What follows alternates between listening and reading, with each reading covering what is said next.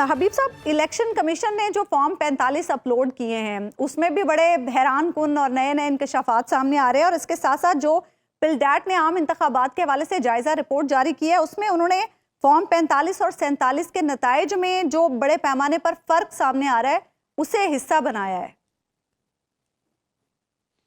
دیکھیں، جو form 45 election commission نے جاری کیے ہیں، میں نے بھی کل کے پروگرام میں بھی آپ کو ایک نمونے کے طور پر چند فارم دکھائے تھے۔ میں نے ان پہ مزید جو کچھ ان کو دیکھا ہے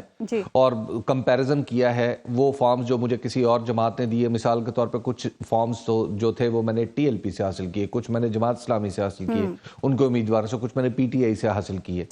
اب مسئلہ یہ ہے کہ وہ جو فارم 45 ہیں وہ کچھ اور کہانی سنا رہے ہیں، اور جو الیکشن کمیشن کے فارم 45 ہیں وہ کچھ اور کہانی سنا رہے ہیں، اور صاف پتہ چل رہا ہے کہ الیکشن کمیشن کے اگر فارم ٹھیک ہیں تو ان کے اندر کچھ شرائط ہیں جن کا پورا ہونا ضروری ہے۔ بہت سارے فارمز ہیں جن کے اوپر کوئی نشان نہیں، کوئی دستخط نہیں کیے ہوئے، یعنی پولنگ ایجنٹ کے دستخط نہیں ہیں۔ اب جبکہ اسی کے ساتھ اسی کی جو کاپی ہے اس کے اوپر دستخط بھی موجود ہیں،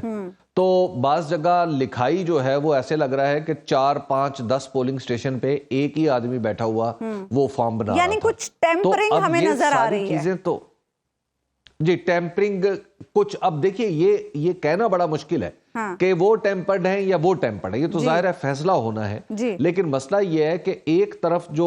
رائے کا پلڑا ایک طرف زیادہ اس لیے جھک جاتا ہے کہ وہ اس طرف سے فارم پی ٹی آئی والے بھی دیتے ہیں، ٹی ایل پی والے بھی دیتے ہیں،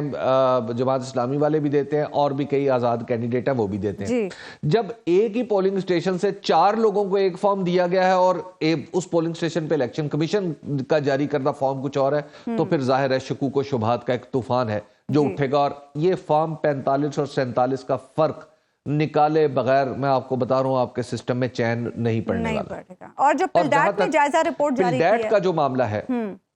جی پلڈیٹ کی میں نے رپورٹ دیکھی ہے۔ دیکھیے، جب ادارے اس طرح کی رپورٹ جاری کرتے ہیں تو اس کے اپنے پلڈیٹ نے جو ایک انٹرنیشنل لیول پہ جو پیمانہ ہے اس کے اوپر اس نے جو رپورٹ جاری کی ہے، لیکن اس رپورٹ کے کچھ چیزوں پہ مجھے تھوڑا سا تحفظ ہے۔ انہوں نے 2024 کے الیکشن سے پہلے کا اور 2018 سے الیکشن سے پہلے کا جو مقابلہ کیا ہے، اور اسی طرح 2013 سے، تو اس پہ تھوڑا سا میرا خیال یہ ہے کہ اس کا، اب مجھے نہیں پتا کہ ڈیٹیلز میں انہوں نے کون کون سے پیرامیٹرز لیے ہیں جن کے اوپر یہ فیصلہ کیا ہے، لیکن بہرحال اہم بات یہ ہے کہ پلڈیٹ نے مجموعی طور پر اس الیکشن کے اوپر بہت یعنی کچھ ایسی چیزیں بتائی ہیں کہ جن کو صاف اور شفاف بنانے کے لیے ہمیں کرنا پڑے گا۔ اگر آپ غیر جانبدار اور بے لاگ تجزیوں اور تبصروں میں دلچسپی رکھتے ہیں تو ابھی سنو نیوز کا یوٹیوب چینل سبسکرائب کریں اور بیل آئیکن پر کلک کریں۔